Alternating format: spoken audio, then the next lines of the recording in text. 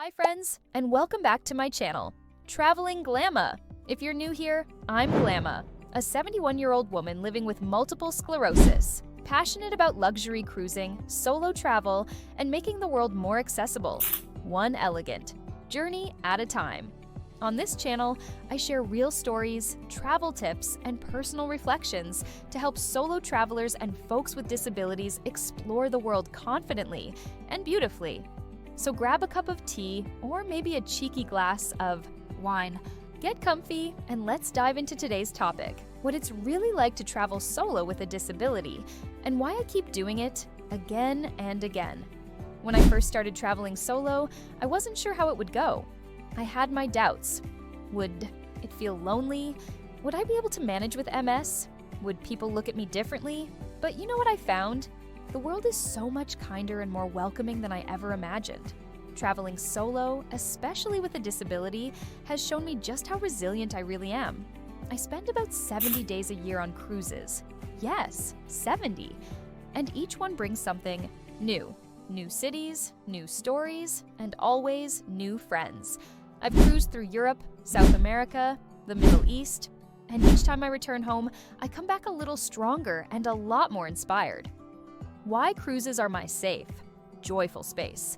I work closely with some of the best luxury cruise lines out there. Silversea, Oceania, Regent, Explora Journeys, Crystal, Cruises, and Amadeus River Cruises. These ships are more than just floating resorts. They're sanctuaries for solo travelers and people with mobility needs. From wheelchair-accessible suites to excursions thoughtfully adapted for all abilities, I've never felt like an afterthought. I've rolled into cooking classes and had chefs adapt stations for me. I've joined mixology sessions, competed in trivia, and soaked up history in fascinating lectures. I'm part of it all. The friendships I'll never forget, some of the most meaningful friendships of my life began on a ship. Cruise ships have this magical way of bringing people together. You meet someone at a shared table or on an excursion, and before you know it, you're laughing over cocktails or planning the next day's adventures together. I've met people from all over the world, people who started out as strangers and ended up becoming lifelong friends. We still email, send holiday cards, and cheer each other on from afar, and every time someone finds out I'm cruising solo at 71 with MS, they always say the same thing. You're incredible. You give me hope. I want to be like you when I grow up. That kind of encouragement, it's everything. It's what reminds me that this journey I'm on isn't just mine. It's inspiring others to believe in their own possibilities too. Why I keep saying yes to adventure. Look, traveling with a disability isn't always easy.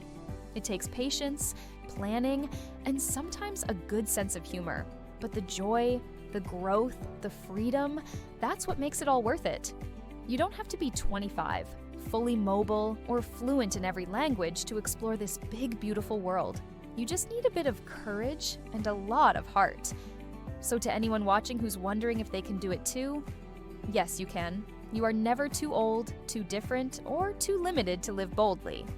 If this resonated with you, please leave me a comment below.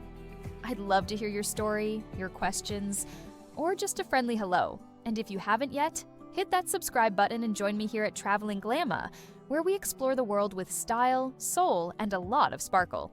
Until next time, bon voyage, my friends!